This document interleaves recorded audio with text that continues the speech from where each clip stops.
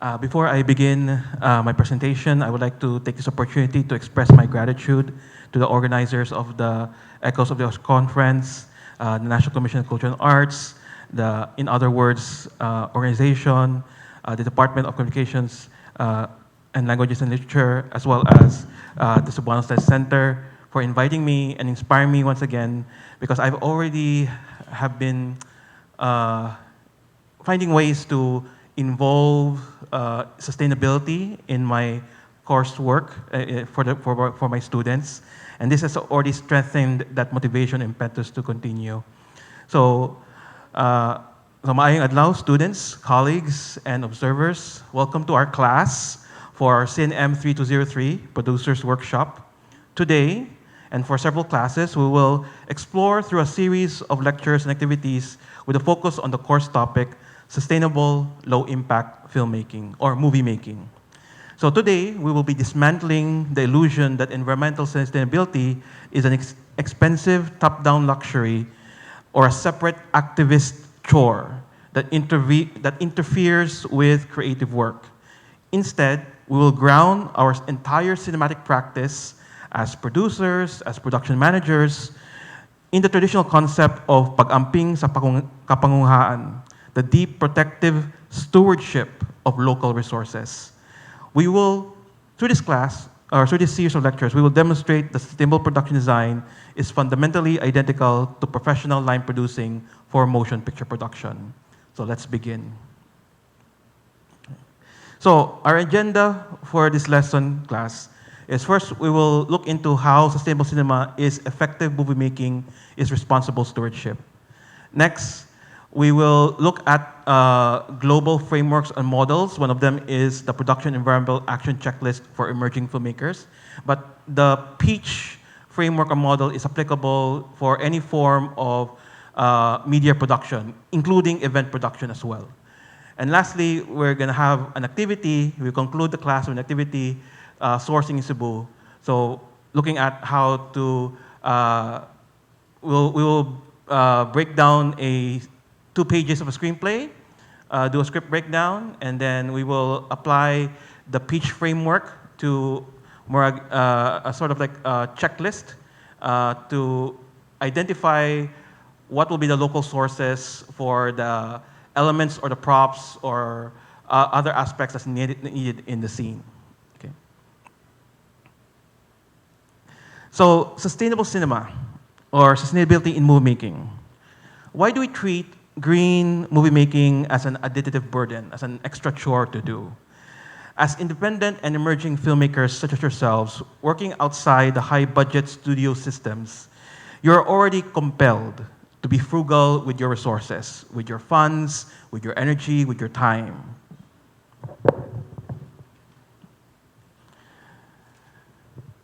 Environmental stewardship is an organic extension of this exact same professional discipline. Every piece of lumber unused, every mile saved on location scouting, and every single-use plastic bottle eliminated saves your production financial capital while directly reducing carbon output. Sustainability should not be considered as a specialized advocacy concern. It is simply smart, professional, effective movie making.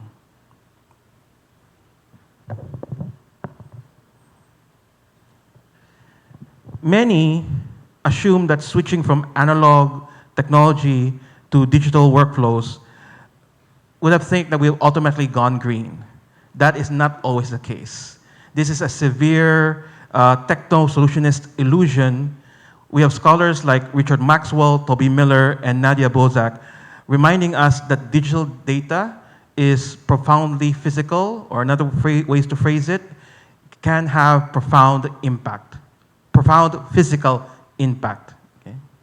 So for example, for those who may have forgotten, that all our technologies make use of rare earth metals. So rare earth metals get mined out of the earth, packed into our devices, such as our cameras, our phones, computers, and viewing screens. And then these rare earth minerals and metals are extracted through highly destructive mining operations that cause environmental devastation and as well as labor exploitation. Consider the massive data servers that contain our data, where usually when we do post-production, we are using digital media now, digital technology. These get stored in these massive servers. They are powered by energy, by electricity, thus having a heavy impact on our energy grids. So all this here is known as the Jevons paradox, named after the British economist William Stanley Jevons, who observed that as technological advancements, such as back in his time, the steam engine have made use of coal vastly more efficient, with the idea being that when coal use has become energy efficient, then people will make use of coal, make less use of coal. The opposite happens. Back then, the British factories didn't consume less coal as expected. Instead, total consumption of coal for the factories skyrocketed. So the Jevons paradox happens today. As digital tools become more efficient, there's actually an increase of overall consumption. So as movie makers class, we have to ask the question, what resources we should prioritize to preserve or protect. Okay? We must seriously ask this question and consider its answers so that we know what we truly have to prioritize. Because movie making involves, especially through production management, is essentially an asset management. While keeping true or keeping under the production budget to make it viable, our physical assets, such as the location, equipment, and even the people, our cast and crew members, our suppliers, vendors, the owners of the locations we're filming at, these are all essential. So they need to be managed properly, correctly, ethically. So, for example, if you're filming at a certain location, let's say a house, and then you, as the producer or production manager, let the cast and crew do whatever they want in the house, and then without proper care, attention, maintenance to the house's interiors. And then afterwards, once the shooting wraps up, you leave the house without cleaning it, without returning it to its pristine condition before the start of the shoot. Do you think the location owner, the home owner of the house, would be first happy, then second consider if ever gani you might want to reshoot at the same house to allow you to shoot at the same house? Yeah. No, the answer is clearly no, because the production did not respectfully and carefully maintain the pristineness of the location. So, especially for independent filmmakers, to keep making movies, you have to be welcomed back the next time, the next year, you might shoot at a particular location. Okay? So sustainable practice, therefore, is ultimately about protecting our collective ability to keep making movies.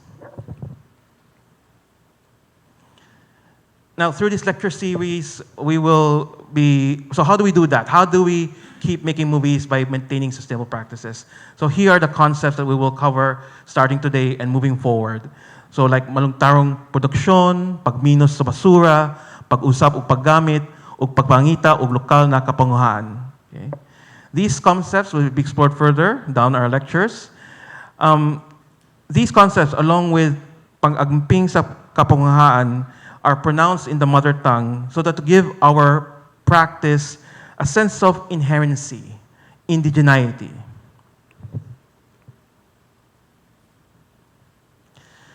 So here we are, the pitch matrix. Pitch stands for Production Environmental Actions Checklist. This is actually a global framework or model that we are both adapting and adopting into our pursuit of sustainability in our movie production practice. So to make sustainability manageable, we will treat it like any other production task. We will use a checklist, we'll divide the work by department or by unit, then we'll assign to each department and unit their responsibilities. Okay? So this way, we can gamify environmental goals where points can be earned for sustainable choices, like using portable LED lights, finding pre-owned props. So this turns vague concepts, vague ideas into clear, measurable plans for our production. A quick case study is what the Matrix films, everyone here have seen the Matrix films, no? Did for, especially for the sequels. They made the conscious choice to partner with their municipality's waste management department for acquiring their waste, especially like their used props, set designs, and so forth, and then properly dispose of them or reuse them for practices. If you think about these films, sci-fi films, the art department is indeed one of the biggest sources of waste on set, with crews frequently tossing out construction materials just to save time. So for emerging filmmakers, this should be taken as a creative opportunity to take advantage of. Furthermore, another department that should also watch or contribute to the sustainability are usually the camera department with their lights and equipment, fuel, because they require fuel and generators. So fuel and generators are the biggest contributors to the film's carbon footprint, often accounting for 70% of emissions in a major productions. As emerging filmmakers, movie makers, you can avoid this waste by adjusting your creative strategy. So for example, this still from the 1975 film Barry Lyndon by Stanley Kubrick showcases the director's conscious choice to make use of natural light, such as candles, rather than using mga set lights that require large amounts of electricity. So local na kapungahan, or basically looking at the feasibility of sourcing locally. Since for most of you students here, emerging filmmakers here, you're gonna make your movies here in Cebu. Therefore, your procurement strategies must tap right into the local circular economy. So for example, my wardrobe and scene costuming or texturing needs, the immediate source could be the ukay-ukay. Okay, so these can provide good quality pre-owned fabrics that give your characters and your sets immediate authenticity at a fraction of retail cost. Okay, the same can be said for the props and raw set items. You can go to the ukay-ukay or maybe at mga yard sales and mga surplus shops. Sourcing locally minimizes emissions from transportation, and then also eliminates packaging waste, and then it also recirculates the production fund into the immediate community and economy. Okay, class. So to further concretize our lessons for this morning into practicability, we'll have this learning activity, green production source resource mapping. Feel free to take a screenshot or access the QR code. It will lead you to a Google Drive folder with activities materials. And you can work it on your phones or on your portable devices. So what this activity would do is that you will read 2 pages of a screenplay. Then you will identify, color tag, and categorize all the props, costumes, and equipment that are needed for the scenes. So we'll do a scene breakdown. Then after that, after you do the scene breakdown, you'll have to find local sources. So you use your Google Maps, your Waze, or your local knowledge. Where are the locals closest ukay-ukays, surplus stores, and try to map out, because you need to determine travel time, and then travel time can be extrapolated towards travel costs and so on. And then you track your impact by using the green shopping list checklist to record your budget and the environmental impact of your choices. To recap, when we do the scene breakdown, we do what's first called color tagging. So when we read a screenplay, the scenes are then dissected into using colors. So, for example, red is for cast members, stunts, orange, props are colored purple, wardrobe, if there's any mentions of a particular clothes dress, are encircled, makeup special, if the scene requires particular makeup here, you asterisk and so forth. Okay? We covered this in C&M 3103 production management. And then, so this is an example of a screenplay play that's been, one page of screenplay that's been, broken down. So to conclude,